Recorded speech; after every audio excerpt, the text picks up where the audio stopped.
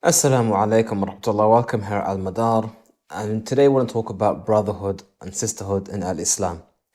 Now, it's a very, very, very important part of Al Islam, this connection and bond between the Muslimin. Allah mentioned in the Quran that we mentioned, referring to the Muhajirin and the Ansar, that He is Allah bayna qulubikum, He has caused a tie and a bond between your hearts. فَأَصْبَحْتُمْ بِنِعْمَتِهِ إِخْوَانًا, and you have become, by the blessing of Allah, brothers. And this ukhuwah, this brotherhood, this brotherhood is so important for the maintenance of iman, for and for some people specifically, their deen as a whole, because human beings are very social. We love to interact with other people, be around people of like-minded behavior and ideas. And it's proven actually that most people actually conform to the jama'ah, to the majority. So if you've researched Islam and you've realized and come to acknowledge and know that Islam is the truth from Allah, really is the truth, and you want to stay in that truth, and you know that you yourself are a weak individual, human being, then by definition you want to be with the Muslimin. By definition you want to be with the ukhuwah, be with that jama'ah, be with them together as a whole. And this is what a lot of people wish to seek and get in their lives. Now, that could be achieved by many ways.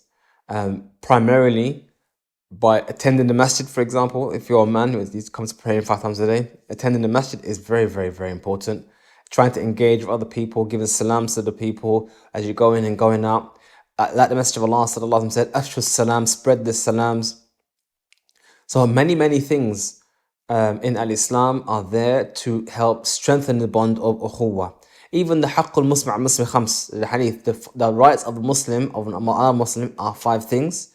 And the 5 things that I mentioned pretty much have to do with maintaining that brotherhood in Al-Islam. Returning the salams, visiting the sick, following the janazah, replying to someone who's sneezing, attending someone's walima.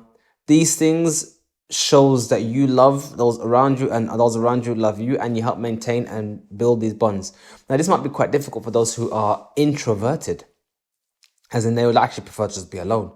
They love to see other Muslims and interact at some point, but fundamentally they want to be alone, and that's perfectly fine. I'm not saying that everyone has to be extroverted and be best buddies of everyone, but what it does mean is that you are in an environment that supports the same ideology as yourselves. So this is very, very important to get that, maintain that, and provide that to others as much as possible. So if you're in an environment, for example, like a non-Muslim country, that would manifest itself, for example, in terms of moving in areas where most Muslims are, and not choosing areas where there are hardly any Muslims. That's a perfect example. Not all the time you have a choice of where we live, but if you do have a choice to move somewhere, then to move where Muslims are is of utmost importance. Also, for example, keeping ties with individuals. Now, I remember when I was in Saudi, I studied in Medina. There was one Saudi guy, Faisal his name was, and I met him once at a dars. There was a lesson with a sheikh, and I met him once and I spoke to him, and he and he exchanged numbers. And then one day out of the blue, the phone rang and he was on the other end of the line. I said, "Oh, كيف حالك يا Faisal? How are you? How's things with Faisal?" Blah blah. And he asked how I was and blah blah blah. So I was waiting to think, okay, what is it that he wants? Because I only met him once. And then he just said, "Bro, I just want to give you a call, just give salams. Assalamu alaikum." And then he left. And I can't imagine. I mean, I can't. I'll obviously imagine I was there, but it's hard to explain how I felt just by receiving that random call to say, "How are you?" And I just want to make sure that you're okay, and if there's anything I can help you with. And the same brother, mashallah, I even know another brother he called. He was from Holland. Just called him out of the blue and said, "How are you?" And the brother said, "I'm just moving house." I said, "Okay, cool. I'll come and help you." And I literally just came to his house and helped him move his furniture. I mean, Faisal, for me, I always bring him as an example of how we should be. This Saudi guy didn't know any of us at all, just met us at Dars. All he knew is that we were Muslim from another country, we're foreigners in Medina, and he just wanted us to feel welcome. And I think that is something which we need to really manifest, especially living in the UK or other Western countries whereby we don't really have that in our culture to go out of your way to help other people like that. Now, other cultures do have it. Like, for example, when we was in Medina, when it came to Eid, seems to be almost easy for the Americans to get together and have a collective Eid. It was a given. Whereas the Brits often we just had little pockets, everyone visiting their friends only, and that was about it.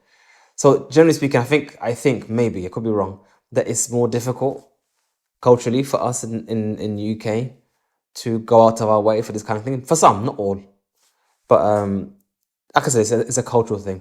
But this brotherhood, this iman, this collective together to help support each other in iman is so important, especially during the month of Ramadan. Especially we have many reverts who during this month are spending their iftar and even Eid alone.